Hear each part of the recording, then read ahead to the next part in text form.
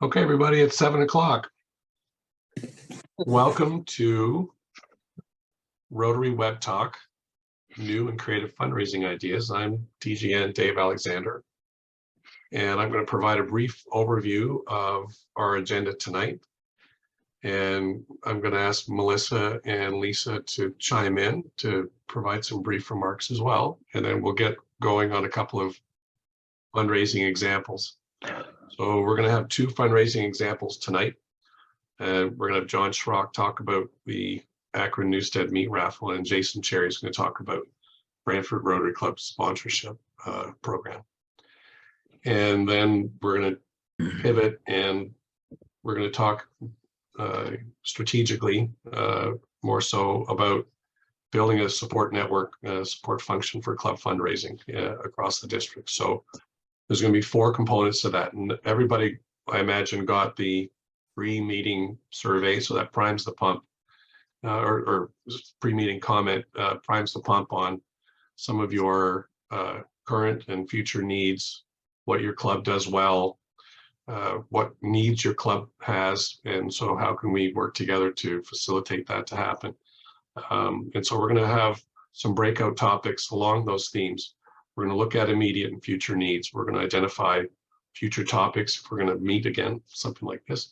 We're going to look at the kind of skills that your club has and what kind of skills your club needs to develop to be more successful as in terms of fundraising. And then identify the kinds of fundraisers that you want to know more about. So you might have seen some fundraisers that you're curious about that. Maybe we can do some mentoring and match you up with somebody who has already done that kind of a fundraiser. And then as we get closer to the top of 8 o'clock, we're going to have a bit more of an open forum. So I'm hoping that everybody's going to be cool with going past 8 o'clock if we're really excited and into this, because I'd like to hear people brag about their particular fundraisers or upcoming event, sharing some hints and tips, etc. And then asking your fundraising colleagues a question or two for some ideas. Also along for our ride tonight is Dave Barry from Niagara Falls Sunrise, and Dave's a whiz at PowerPoint, and I'm so delighted to have him with us tonight, because Dave's going to be helping with not just the technical side of the meeting, but he's going to be able to put us into groups, and so that we can maximize our time together for that chunk of time. We're going to talk about some of the capacity building ideas for the work that we're going to do. So I'm going to turn it over to Melissa and Lisa to make some initial remarks before we get going with John. Well, I will defer to the governor. I'll let her start before me, Lisa. Okay. My goodness. Well, Happy New Year, everyone. And I'm so happy to see so many faces. The Web Talks is a great time to get together and to share information, network. We used to do it always in person, but I'm glad we can see each other here. So fundraising, I just want to give my plug. Fundraising is so important for your community projects that you're doing, but also fundraising for the foundation. And of course, the secondary gain is bringing in the public and friends of Rotary to join you in your fundraising and showcase what you're doing with the club and in the community. So we've been able to get lots of members who have come to our fundraising events and have been engaged, and lots of people want to help out with our fundraising, but may not want to be full members. So it can be friend raising as well. So I thank you so much for taking the time this evening to be a part of this. And I thank the organizers very, very much. We've got, and those that are presenting. And I have a special interest in the meat raffle. And Melissa may say more about the district conference having the meat raffle to help support funds that we generate for our new endowment for our district. So thank you so much. Thanks. And everything Lisa said, absolutely, she's spot on. And I don't want to give too much away about the meat raffles. I'll let John talk about that. But certainly if things come up later on, we can discuss it. And if you're looking for a great meat raffle to attend, I can give you a website. I can put a website in the chat for everybody to follow up with later on. So David, back to you. Great. When I say everybody's muted, and but please take notes as we go. I will be collecting notes, so make sure that those find their way to me. Make sure you use the chat liberally tonight, because that's also part of the recording. and questions that you have. We may not be able to get to everything, but in follow-up, as we look at summing up the meeting, we'll generate a set of notes, get it back out to everybody for comment, and roll into the next phase. So I'm going to hand it over to John for the next 15 minutes to give us the Q&A on the meat raffle. So How y'all yours, doing? John. Can you hear me okay? Okay, so the meat raffle is something that's new to us. We went to last year, one of the other members of the club and myself went to see what it was like. And we came away from it with the idea and thought it's an easy way to raise a significant amount of money. So the first meat raffle we did for our club, we ended up raising close to $18,000. And it was for an hour and a half, 2 hours worth of work, but it was an awful lot of work at first because we were going through a experimental or learning curve. And we rented the wheel to spin, and we bought the tickets, and we did everything at the highest possible cost because we didn't know any better. Well, since then, I've been able to build a big, beautiful blue and gold rotary wheel with 240 spaces on it. I bought enough tickets for 10 years worth of meat raffles. And the way it works is you purchase a set amount of meat, for example, steaks, sausage, Italian sausage, Polish sausage, you name it, pork chops, tenderloins, you buy the stuff.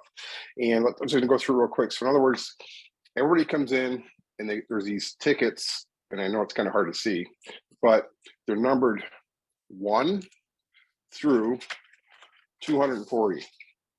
But you also notice there's 3 numbers on the sheet. So what happens is you sell these 240 tickets for $1 or $2 a piece, depending on how you want to do it. And you sell them, but you not only sell 1, you sell 3 books of tickets.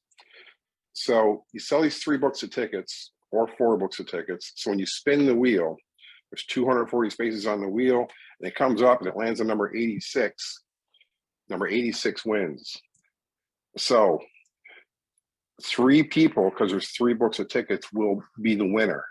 And the first winner will be whatever you determine. So like for another package of pork chops, you spin the wheel again because there's 3 numbers on each sheet, on each row, and then it lands on the next number. And those people come running up and they grab their meat because now you just won a package of chicken fingers. And then you spin it one last time, and then that person comes, or those groups of people come up, and because they've won whatever they win. So what happens is the majority of the people in our club, probably 80 to 90%, had never been to a meat raffle, had never, didn't even know what it was like. So I watched the face of our members as people in the audience hooted and hollered and screamed and yelled, "Oh my God, I won some meat." And they come running up and they grab the meat. They just skip back to the table. And it's a big social event for a lot of them. And they have such a good time. But while they're there, you have a 50-50. We actually had 2 50-50s that night. We had some other side raffles. We sold spaces for side raffles. We did all kinds of other stuff.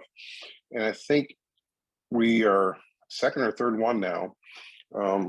We're averaging, we're around $8,000 or $9,000 per event. And it's actually quite easy once you get through the first one. The biggest thing is, if you've never been, you almost have to go. Melissa and I went to one that Jack and Miko's club held. I don't know, was that West Seneca, Melissa? Wherever, yeah. So we went to that one a few years ago, and the Rotary Club held it. And it's a lot of fun. So it's all about getting there to the table with a bunch of your friends, having a good time, bringing your snacks, buying some tickets, and throughout the course of the night, you end up benefiting a good cause. So one of the things I thought of initially was we could have one meat raffle, US side and Canadian side, have a group. You almost need 200, minimum 200 people, because a lot of people will buy more than one ticket. When I buy these tickets, I buy, each one of these is 1. I'll buy 2, 3, 4, 5. Some people will buy 15 or 20, but you need at least 200 people to attend your outing. And I thought it would be nice if we can get 200 Rotarians from the Canadian side, 200 Rotarians from the American side, have two different venues, two different events, and kind of challenge each other to have one big Rotary party. But my research lately has shown that the only place I can find where there's meat raffles in Canada are over near Detroit. There's somebody over there that does one every week. They have one, but I don't see any in the Niagara Falls or Niagara region. So with that being said, I don't know if we need to just have one on the American side because it's prevalent and it's we're not reinventing the wheel, or if you want to try to invent the wheel in Canada and do it up there, but it's going to take an awful lot of planning, an awful lot of effort on someone's side from the Canadian side of the border. So that's where I'm at with that. Any other raffles and stuff we've done, we did do away with our golf tournament, but we ended up going to a raffle type of event, and that took, we ended up doubling our profits and proceeds. And that was a similar type of a thing. It was, we just sold tickets for specific large ticket items, and we ended up just having an online raffle. We spun the wheel, pulled people's names, and it was like a live event, and people showed up and picked up their prizes. Those are the two major changes we've made to our club and our fundraising this year. And to date, in our Rotary year, we've almost doubled our Rotary's fundraising dollars from June till now. At a meeting yesterday with our treasurer, we've already doubled what we raised last year. And we've tried to come up with events that are not as labor intensive for our members. We have the same issue a lot of people do. The members are getting older, and it's harder and harder to have somebody at a pancake breakfast or spaghetti dinner or something like that. It's a lot of work, it's a lot of effort. So one of my initiatives as the president this year is every night there is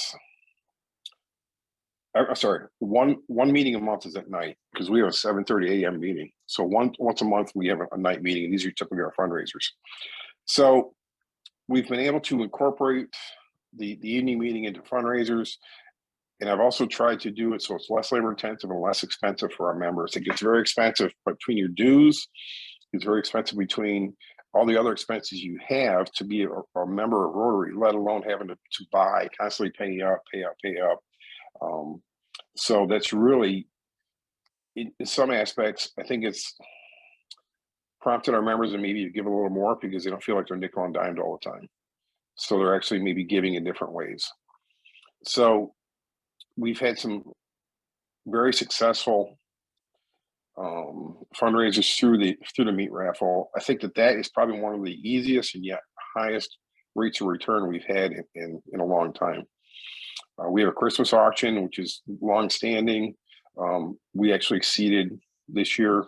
We exceeded quite a bit when we did other years, but I don't really know logistically how we're going to be able to do the meat raffle Canadian and the American side. And I'm open to any kind of ideas and suggestions. I have all the equipment to do it here, but as far as duplicating it over there, we can rent some equipment or else make another wheel.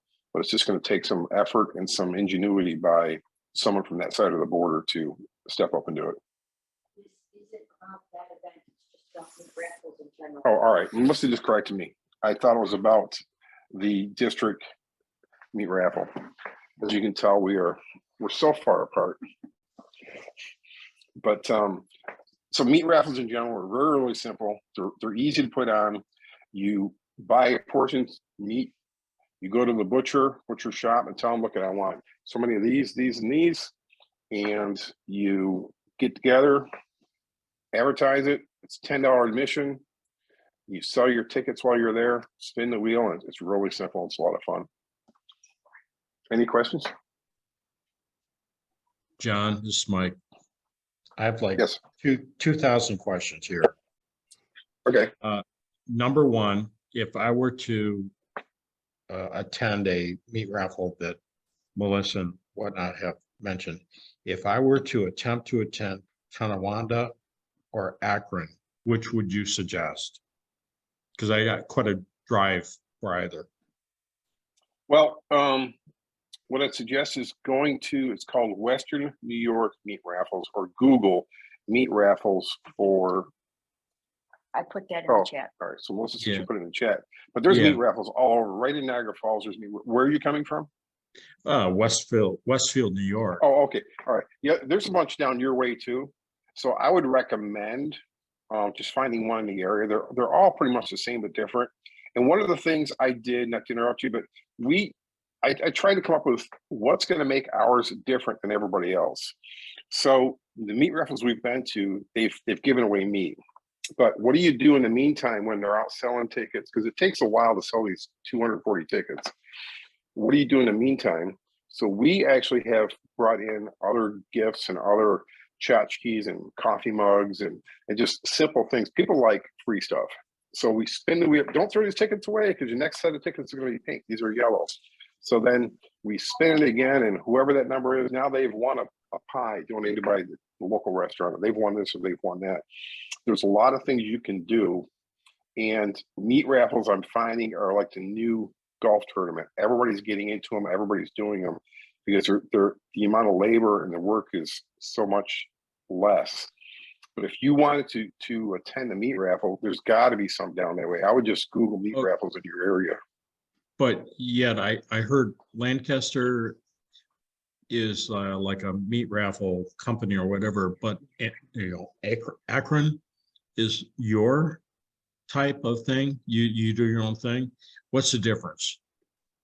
Well, the difference is there are companies that come in and you make a phone call, they come in, and all you do is provide the labor to sell the tickets and distribute the meat. They charge you a fee for that. It's the price of the meat, and the meat's typically $4,000, and then they charge you a fee anywhere from $400 to $600 to administratively run the events. I invested in the equipment so that we don't have to actually rent the equipment from anybody, and we order the meat ourselves. I just went back to the same meat market and I said, look, I want to duplicate this. They said, okay. So we basically cut out the middleman and we do it ourselves now. Okay, so you answered Michael, I'm just going to want to make sure that we get questions from a bunch of people. I've got Dave Barry with his hand up. If anybody else has a question for John, just put your hand up through Zoom. I just want to say there's somebody came through in a message real quick.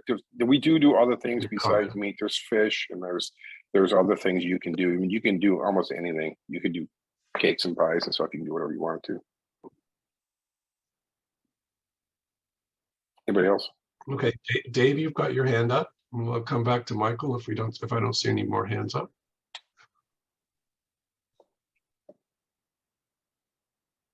You're muted, Dave.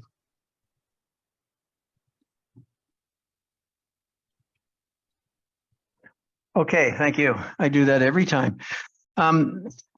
I would see this as an opportunity for marketing the butchers that supply this.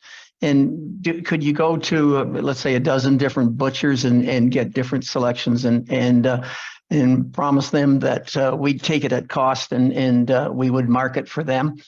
I also look at it. Okay, go ahead. Well, the thing is, they're going. Why would they sell it to you at cost? I mean, that's something you can negotiate with them, and you're going to get your best bang for your buck getting everything from one. And 9 times out of 10, when you do this, they will give you coupons, they will give you discount codes and things like that. You can actually give away during the event, during the evening, as long as you advertise for them, put their posters up. They'll give you give-backs and discounts back. But the other thing you can do is you can go to your local restaurants and have them donate the meat. I know people that have had the meat donated by either a farm or restaurants or things like that. They'll donate it, and you can do it that way. Okay, good. Thank you. Thanks. I saw Kevin Crosby with his hand up. Thank you. John, I'm wondering if your club ever sells refreshments or if that's common in other meat raffles. As far as the our admission covers beer and wine. Okay. So it's all you want to drink. And we have had the issue twice now where we've had to, people say, well, it's $10 admission. I'm going to drink all night for free. Well, you can, but we limit you to a certain point. If somebody's getting belligerent and ridiculous, we cut them off. But the unique thing about meat raffles is this is the kind of thing people that go, like if Melissa and I go, we'll take a platter of hors d'oeuvres or couture, whatever you want to call it, but cheese and meat platters. Everybody brings their own food, and that's part of the whole fun of it. They'll sit around, they'll drink, and they'll eat their snacks, and they'll pass snacks back and forth up and down the table. So it's that kind of thing. We have tried to sell pizza and food and things like that, but with everything else going on, it gets a little bit difficult, a little bit hectic. But you can do that. But most people, when they go to these, they're not expecting to go to buy food per se. They're buying the meat, but they bring their own snacks and hors d'oeuvres and things like that. So beer, pop, and wine are provided. The water. Thank you. I'm going to go to Michael for the last question. John, this can be done virtually as well? My process, my thought process is if you had a like a Zoom meeting, and you had a camera and the camera's on the wheel. So no matter where you were, if you had a group of people selling tickets in your room, and you had the meat there in your room, you could spin the wheel here and say, okay, number 42 won. And then all the people that bought tickets for 42 on your end win, and people that bought tickets for 42 on our end win. But you actually have to have the meat wherever you are. And I don't think this would work necessarily as a virtual event, because then you have to store the meat. Let's say, for example, we did it and then somebody won. The whole key to this is selling these tickets. The admission tickets is $10. It's just a basic cover charge. The key is having people there live and in person and purchasing these as you sell them and getting the excitement, getting the hype going. That's where you're going to make your money. So you need a live audience to do this. It's not like an appliance raffle or something. Yeah, I might have some more questions for you. Thanks. Great. Thanks, Okay. Michael. John, what's the date of your next meat raffle? Well, actually, it just got postponed, so we don't know. It was supposed to be the 11th, but I was sick for a week, didn't go to a meeting, and they decided to cancel it when I wasn't at the club. Okay, well, I guess we'll find out soon. Yeah, so Right. we don't know for sure. Great. Thanks so much for your presentation, and thanks for the questions and all the comments that are in the chat. All right, next up is Jason Cherry, and Jason's going to walk us through club sponsorship package, and we'll be open for questions as well. So please post your questions in the chat. And then if you might want to do, take a picture of what we're doing tonight and send it out on social media with the right hashtags and all that kind of stuff. Jason, floor is yours. Excellent. Thanks so much. So sorry, I have to change my view so I'm not looking at my big giant face.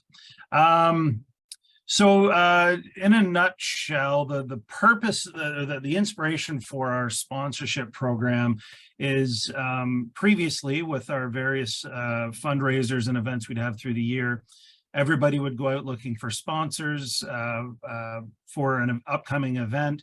Multiple people might contact the same company or the same business person that they mutually know.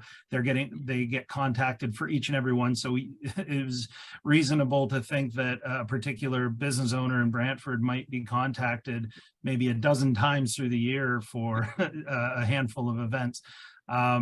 So there was some brainstorming to determine the best way to go about it, and a sponsorship program came about.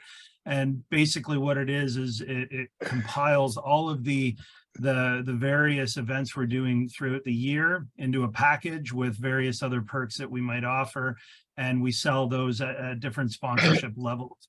And you do it once we do it at the beginning of the year. Of course, you can do it wherever you want in the year, but we do it I guess we're just about ready to go shortly.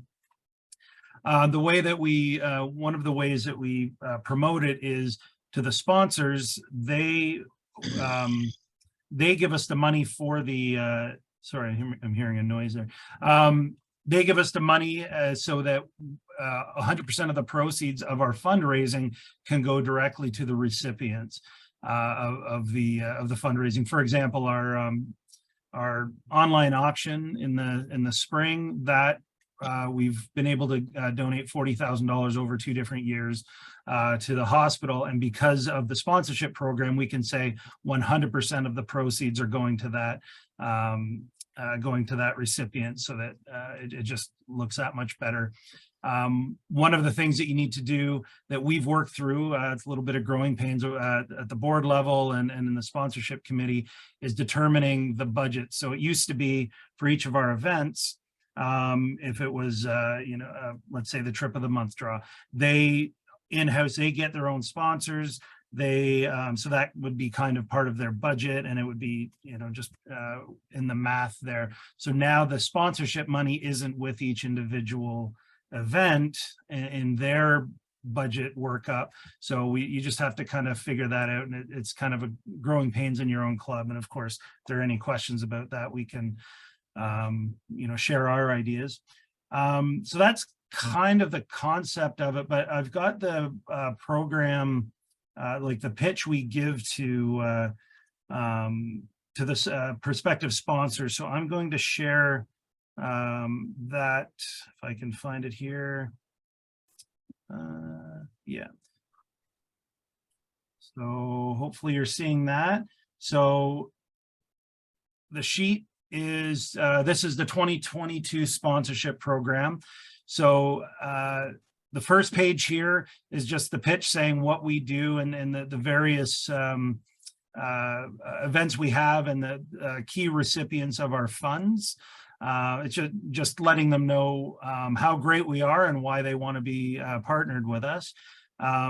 Down a little bit lower, you can see we're listing our events that were through 2022 and what they can be the events are sponsoring. Sorry, I'm having a hard time with my computer here. So if we scroll down a little bit further, you can see the sponsorship levels. There's the various levels here. We have a maximum of 12. One main reason for that is our trip of the month. Each month is sponsored by a different key sponsor. So with a maximum, well, with only 12 months in the year, and each people of a certain level getting that recognition on a monthly basis. Of course, there's only 12, but of course, you could structure your program any way you wish. Coming down here, it's this is just outlining just another the trip of the month draw and the ribs to go. Just more information about our program. But right here is where it shows the sponsor exactly what they're getting. So we've got this table here. So you can see the columns here. If you're a platinum level sponsor, you get all of these items, recognition on the website, printed ticket, recognition on the printed trip of the month tickets, Facebook recognition, all this stuff. The online auction as well. It's our auction we have in the spring. It shows you at each level what you get. Ribs to Go was a drive-through rib event we did. I don't believe we'll be holding it again. We're trying to come up with other elements, but again, just each level that they want to be part of, they can see what they're getting in this one package. And the beauty of this as well, here I'm gonna stop sharing for a moment. The beauty of the sponsorship package as well is typically if you want somebody to sponsor an event, you go up to the prospective sponsor and say, hey, you want to sponsor? And they've got two options, yes or no. And unfortunately, sometimes they say no, even though you're asking extremely nicely. But with the beauty of the sponsorship package, there's all these different options. So you've got 4 different levels that, if you just go with the math, the no is only 20% of their options. So, if you go statistically, they're more likely to say yes. But I know for me, I run a small business. I can't afford the large package, but I like the idea of, I like sponsoring my own club. I'll be picking the bronze or silver, I can't remember, but I'll be picking one of the lower packages so I can still sponsor, still contribute to my club and get the recognition at a lower level than, a larger company might. I think that's kind of it in a nutshell. I don't know if you have any questions or if there's anything else you're hoping to hear about it. Sure. thanks very much. Please put any comments or even questions in the chat. If you have any questions, you're more than welcome to raise your hand. Oh, sorry. I will say real quick, just so you know how we're doing. This year we expect to get upwards of $30,000 in sponsorships. So just so you can see the metric there. Of course, it rests on the event you're having and what you're offering the sponsors and your contacts, but that's the level of success we're having. Okay, I see John here has maybe a softball question for Jason, and then just a comment, Dave, that the online auction was almost COVID proof. We raised a fair chunk of more money than we expected during a very difficult time, and also restaurants were unable to donate meals and so on, but overall we thought it was a huge success. So it's and it's not a lot of work, to be honest. So anyway, I think Jason's done a great job of explaining everything. So thanks, Jason. okay, great. Lisa. Yeah, I sort of have a two-part. I'll tell you, I go to Brantford Sunrise. I've seen their advertising. So the first sort of question I have is about advertising at the meetings and events. Do you have a pull-up banner with the sponsors on them as well? We set those up for a sponsorship recognition meeting in November. So yes, we had those. We don't set it up at meetings because we don't get a lot of guests, so we all know who our sponsors are. We do plan on doing more internal recognition to encourage our members to use our sponsors whenever possible. But yeah, we do have banners that we've created for when applicable. Yeah, I've had another question in regards to you approach potential sponsors. Sort of, it's always a challenge to get Rotary friendly or, ones that would meet the 4-way test. So do you have any discussions around that? Do you directly approach sponsors? How do you vet them? Yeah, so I believe it was John Utley who was managing our list last year. So what we do so for example, this I forgot to take the name off of the sponsorship package I was showing. My friend Jared, he lives up the road from me. He owns a pest control company. So because I know him, that's, I'm not just some random person. So I went up and asked him if he wanted to sponsor, and sure enough, he did. So the best thing to do is think in your own circles. Do you know any business people, any business owners, or contacts in a larger business who might have an in with their sponsorship? And yeah, just ask, just show what we're doing. If they already know what you're doing as a club just around the community, of course, it makes it so much better, because I know as a small business person, I love partnering with community events and things like that. Of course, I love the advertising, and it buys goodwill, because not only am I just paying for advertising, I'm supporting things, and even the biggest cynic would say that that's beneficial. So so it's actually pretty easy. You just need to think about who you know, and the best thing to do to not bother them all the time is to make sure that you have a central list. So every time I talk to one of my peers in town, business owners, I'd send the name to John and he'd throw it on the list. That way anybody else seeing it would know that they've already been pestered. Okay, thank you. Barb, question, and then go to Kevin. Yeah, so thank you, Jason. I just have a question with regard to receipting, and I didn't catch from your sharing of screens. Do you do anything with receipting for your sponsors? Tax receipting? John, do you have an answer for that? You're muted. Yeah, on the Canadian side. Can you repeat that question, please? I'm sorry. Yeah, so tax receipts. Yeah, I'm curious, John, whether you issue tax receipts to your corporate sponsors on the Canadian side. Only if they ask. All right. Yeah, actually, I do recall I got a receipt as well, so I could claim it on my taxes.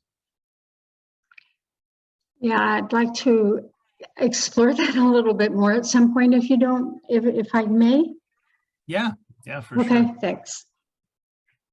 Yeah, I can connect you to our treasurer who would know absolutely what we do there. Okay, thank you. That'd be great. Thanks. Kevin? Yes, John, or Jason, do you have a team that goes out and is responsible for getting sponsors, or do you ask every member to try to Yeah. generate sponsors? So we have a sponsorship committee, and of course they probably are more zealous than others because they're on the committee. But yeah, we ask everybody in the club to do it because, you know, everybody knows somebody. There's some who are more successful than others bringing in sponsors, just like with selling tickets, or some who are better than others. But if everybody does one or two, yeah, then it adds up quick. So yeah, we invoke everybody as much as they can. Okay, thank you. But as long with the caveat that keeping a central list so that mutual friends who all know each other aren't pestering. Great. Well, thanks very much, Jason, for that presentation, and Jason and John, well done. Thanks for taking us through the first half of the meeting tonight. We're going to now move towards breakout groups, and I'm going to go over this area again. So our role is going to shift now, and we're going to be moving people into breakout groups. You're going to need to identify somebody who's going to be your presenter and or scribe, because that person will pick one or two or three of the ideas when you emerge out of your breakout group to share with the overall group. You will probably have some more comments there. So I will want to collect those notes and observations from your group. And so when we do the reporting in, you'll do 1 or 2 or 3 points. And then if another group has stolen your thunder, and you're going to have to refer to your notes to pick additional points. So don't say the same point again. We're looking at mapping out all the issues with regards to fundraising, because the ultimate goal here is how can the district build a resource that people who are doing fundraising at the club level can refer to. So there's going to be a number of components to this. Will we cover everything? Likely not, but we're going to be able to begin to map out a framework or skeleton of one page on the district site, where as a fundraiser you can go to for resources and ideas and information. In the presentation afterwards, if you're not the key presenter from your group, but you must make a burning point, there'll be that opportunity. So we're going to go out into the breakout rooms for, I'd say, 5 to 7 minutes, Dave Barry, and then we'll pull you back in, and Okay. You'll be able to have 1 to 2 minutes for your presentation. This will take us close to the top of the hour, but then we're going to have an opportunity to extend beyond the 8 o'clock part of the meeting, so that people can make announcements and brag about their workshops and share some more information. So the 4 areas in our breakout workshop are, you can pick when you're in your group, you can pick identifying a whole list of immediate and future needs about what kind of content you want to see on the district site. So give us an idea of what you would want to see in a website page on the district site. Your group might just say, oh, we want to know what kind of future topics for this kind of space would be. So what kind of presentations would you like to see on a future agenda? Then the real hard part, a challenge to you all, is to say, what kind of skills is your club really good at? And perhaps you could go teach another club, mentor another club in developing a fundraiser. But what kind of skills does your club need to develop? Does your club need to have more people who are skilled at selling tickets? Or how can we develop a forum or seminar on that? And then what kind of fundraiser do you really want to know more about? So generate for us a list of fundraisers large and small.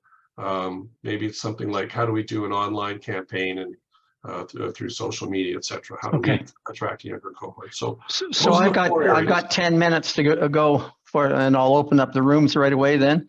Okay. Okay. Dave's gonna take over from now. We'll see you in a good amount of time for your report back in.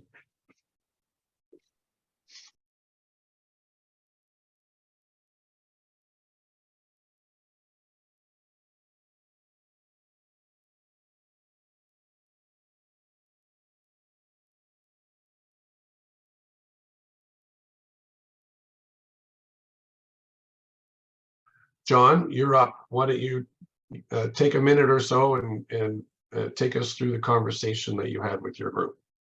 Thank you, Dave. There were 5 of us in our group 2. We pretty much all had the same issues, and that is getting all of our members involved in fundraising events. Some do, there's always that few who do 90% of the work, and the other 90% do 10% of the work, and it seems to be an ongoing issue. And I think that one of the members in our group had a problem with aging and diminishing membership. So it sounds like they need some young guys like us to get down there and help them out. But they were the main issues: getting people incited, getting them involved in doing things for the community. And it's you need always a good leader at the president of the club to really make that happen.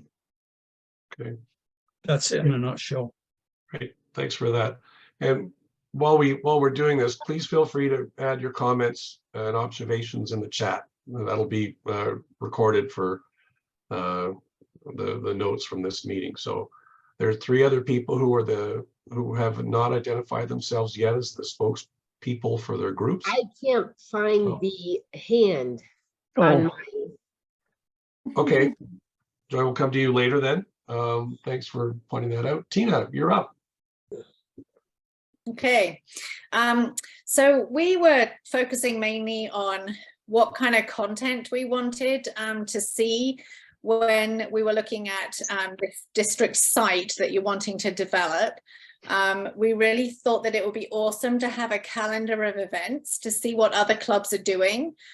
So if clubs can post their fundraising ideas and things that they've got upcoming in the year, that would be really awesome, not only for fundraising ideas, but also to see if we can actually engage other clubs to come out to other events that that we're holding.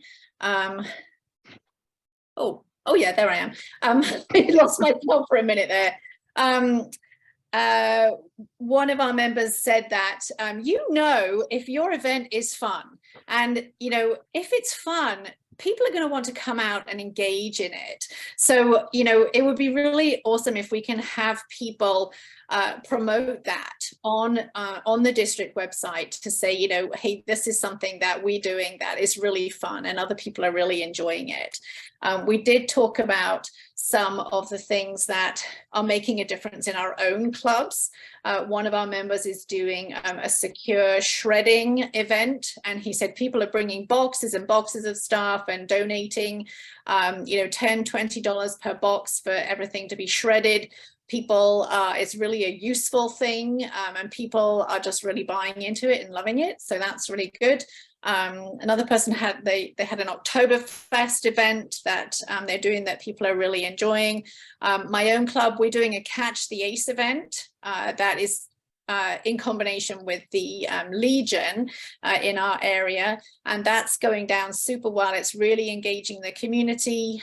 We're selling lots of tickets, people are winning lots of money, and our own Rotary pot is sitting at $41,000 right now. So it's a super fun event and really engaging in the community. Everyone's enjoying it.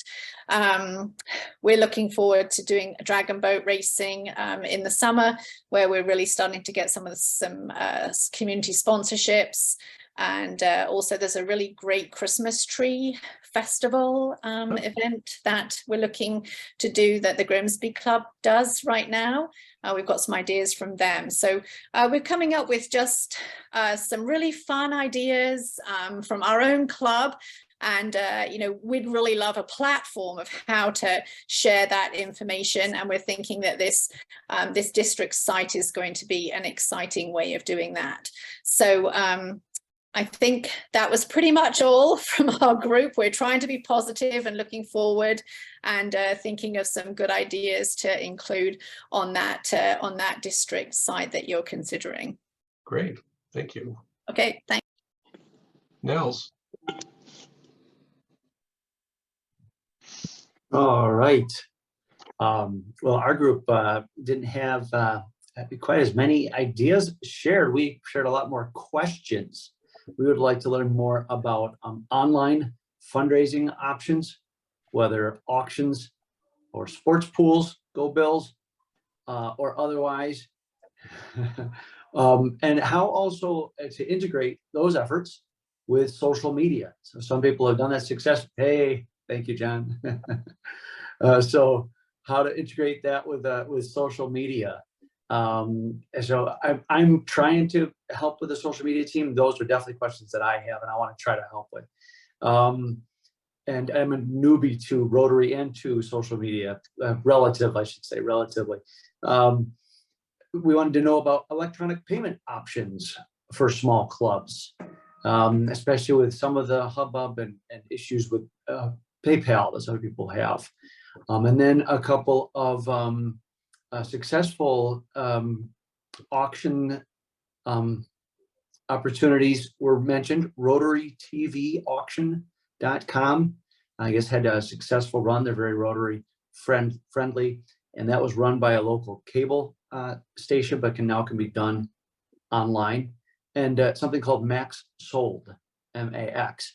It was a successful auction. You have to put a lot of work up front, but it was very successful. So those were a couple of ideas and a lot of questions that we had. Hey, thanks, Nels. I'm going to go to John now. Thank you very much. And what I would like to do is I'd like to turn it over to Joy Webster. Joy was actually our communicator of our group. I raised my hand because she didn't have hers up. Well, there we go. Teamwork. Yeah, I couldn't find my hand on mine, so, but sure. So in the ideas that we have for the website, for ideas of that, they would like to see content to see on site would be references given to Rotary International. How to get involved in that. A learning center, they want it publicized. Future topics are ideas that are off the wall a little bit. Increased collaboration with the service industry. Services to organize it better, and services for community to organize that better and collaborate it more often. What skills are your club good at?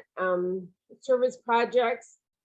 And it was also said that there's so much competition out there for fundraising that it's really can be difficult to get the funds that you need to get because there is so much competition out there for that. And what kind of fundraiser you would like to know more about? Meet fundraiser. And we've done, our Grimsby Rotary has done the Fantasy of Trees fundraiser and Pumpkin Walk fundraisers. Okay, thanks for that summary. Next, Cindy. You're muted, Cindy. Cindy, you're muted. Okay, I thought I had unmuted. Resources on the district websites, they said sample letters, different levels of sponsorships that people have, examples of documents and publicity that were used to attract sponsors, donors, etc. What future topics can we deliver to you? People were very interested in what kind of fundraisers you want to learn more about. What are other clubs doing? A description, a list on the website with maybe a paragraph. but also templates of letters to sponsors, donors, potential ticket buyers, etc. What people and money power would it require to pull it off? Some people have much more, events have much more upfront money and people power needed. Others are easier to do. That would be good to know. We did discuss also being sure that on both sides of the border, you check into legal licensing and legal issues.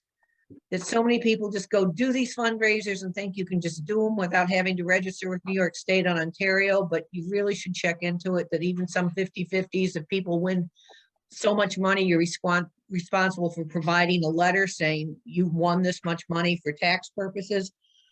And then just also the strengths and weaknesses of clubs to pull this stuff off. Some clubs have bigger strengths and bigger weaknesses, but being very basic is what are other clubs doing? What are their best fundraisers and examples of what they're using in terms of publicity and everything else, both social and print, to pull it off. Okay. Great, thanks for that. And Duncan. Thanks. Yeah. Basically, we talked about some major fundraisers that our clubs have, but one of the suggestions was not only on websites and information is to visit other clubs and discuss what they're doing and comparing notes rather than competing with each other to see how we can help each other. And also one thing that we didn't discuss, but we do in our club is we do some fundraisers with other clubs in the area. So it's combined. So it's something to keep in mind. And basically what's been spoken so much already by the other four members is what we covered. Great. Thanks very much. Thanks very much for that mapping of needs and issues. So we're now going to head into the last part of our meeting tonight. We're kind of in overtime. You're more than welcome to hang out or get on with your evening, but I'm sure that some of you might have a brag or two that you want to be able to state, or that there's an event that you want to be able to make mention. So I'm going to start taking hands. We're probably going to do this for another 10 or 15 minutes, and then we're going to wrap things up. So anybody want to put their hand out, or this really could be more of a free for all too. So just want to unmute yourself, and if you don't see a hand up, I'm going to try and just recognize hands. But other than that, the floor is open. Well, I have no bragging rights, but I'm excited to be a part of this group. And you guys are the movers and shakers and making things happen. I have to sign off, so I just wanted to get that word in. And thank you all so very much. Great, thanks. Anybody else wants to tell us about their fundraising event coming up or whatever? I'll pitch in. So the Welland Club, we have two light duty sports events. We have our bocce tournament, which happens near the end of September every year. We've run it for 6-7 years now. It's more of a fundraiser or friend raiser. We've got we might make $1,000 or two, but it's with local bocce courts, and we have a pasta dinner, and then we do a 16-team bracket play down, and it's all in good fun. There's some sponsorship. There's a couple of weird, wacky prizes, and it's really good for getting members out. It's one of those events that going into the cold weather, acknowledging the end of the hot weather kind of thing. And on the same token, we have a curling social, and that happens this year. It's happening right at the end of January. And so again, we've got 16 teams coming out. We'll have pizza, and there's some beer. It's at the local curling rink. We've got other clubs come by, field a team of 4. So it's more social. We don't really make a lot of money on those these two activities. Anybody else for an event or activity that they're excited I have about? a quick question, not about an event, but are the comments going to be made available to us later? Yes, we're Okay, going to great. cut and paste the comments as part of the follow-up report. Wonderful, thank tonight. you. Thanks, Patty. Dan. Hi, well, I'll just give a quick shout out. We have a gold rush coming up, and we do it right over St. Patrick's weekend. So we talk about people getting lucky and going for the gold. What we do is we involve our local vendors. We give them a lot of publicity about the donations that they're making that are the prizes for the drawing, as well as our club puts up $1,000 as the grand prize. And it's a lot of fun. It's a reverse draw, and it gets exciting as you head back towards the number. So, I mean, it's involved. Oh, you just muted yourself. Dan, would you be able to put that link in the chat or follow up with me, and we can put a link to that event in the notes? Please and thank you. I'm going to go to John from Brantford. Thank you, Dave. I think you mentioned in your presentation that the importance of social events, and if you want to retain members, that's a great way of doing it. Have a social once or twice a month. We usually go to a meeting. We sit at a table with people we know, and there's a lot of other members there that you don't often get to meet. So a social setting really gets people together and have fun, as a it's a non-work situation or event. And, I think that's been very successful with our club and the Friday Club as well, who we often get together, both clubs get together for socials throughout the year. So anyway, it's been great. I've really enjoyed this event. I'm a new member. I was only inducted, I think last October, November. So, and I don't know what I did wrong, but they want to see me be president in 24, 25. Oh my! So, got plans. Anyway, all the best, everyone. Yeah. Well, thanks for that. The social aspect of some of these events it can't be understated, because it's great for some of the members who bring their employees out, and also for way for spouses to come out as well. So it's it kind of builds the culture around the club. So we find that in our club, it's great to have these events. People look forward to it. So it's handy to actually try and book this well in advance, so that people will plan their trips or vacations around. So because they want to be a part of it.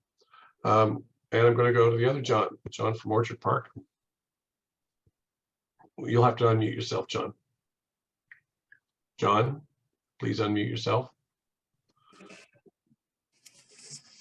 Usually I can hit the space bar and that takes care of it. It didn't work this time.